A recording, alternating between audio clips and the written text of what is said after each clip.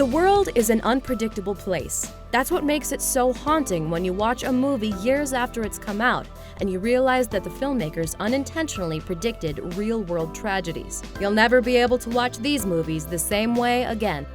Game of Death.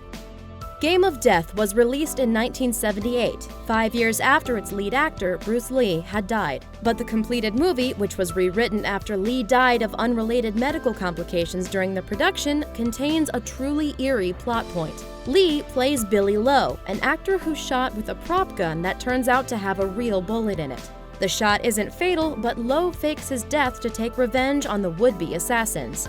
In 1993, Bruce Lee's son, Brandon Lee, died while filming The Crow. An actor was supposed to fire an unloaded gun at Brandon, but a bullet fragment that was previously stuck in the barrel dislodged while shooting the blank cartridge. It struck Brandon with the same velocity as a real round. Brandon Lee died under nearly the same circumstances depicted in his father's final movie. Demolition Man. Demolition Man from 1993 predicted a high-profile murder nearly a decade before it happened. The sci-fi film involved a cryo prison where criminals are frozen and put in cold storage. At one point in the movie, the prisoners who are frozen with Stallone's character and the criminal he caught appear on a jailhouse monitor. One of the names that pops up is Scott Peterson, a name probably chosen by an intern or low-level production assistant. Fewer than 10 years later, in 2002, a woman named Lacey Peterson was brutally murdered by her husband, Scott Peterson. He was convicted of killing Lacey and their unborn son in 2004 and was sentenced to death a year later. In the years after his conviction and sentencing, he was a death row inmate in California's San Quentin prison. Meanwhile, the cryo prison in Demolition Man was where California kept their worst prisoners, their death row inmates. The Matrix.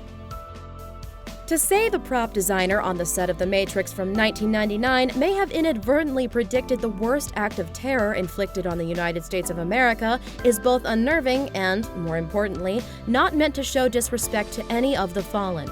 However, when watching the movie now, it's difficult to ignore the expiration date on Thomas Neo Anderson's passport, which is 9/11/01.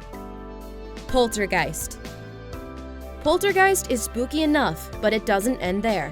The children's room includes a fake Super Bowl 22 poster, which would be happening in 1988, 6 years after the movie debuted in theaters. Weirdly enough, that poster inadvertently predicted when Heather O'Rourke, the child star who's abducted by ghosts in the movie, would become fatally sick.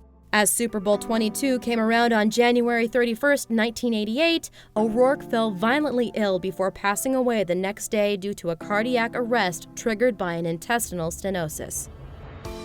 World's Greatest Dad.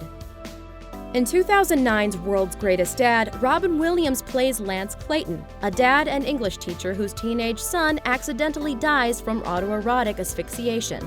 Clayton, not wanting the police or anyone else to find his son's body like that, makes it look like a suicide instead. Williams' portrayal of Clayton, combined with his heartfelt characters who dealt with suicide in What Dreams May Come, Patch Adams, and Dead Poets Society, makes his tragic suicide in 2014 stand out even more.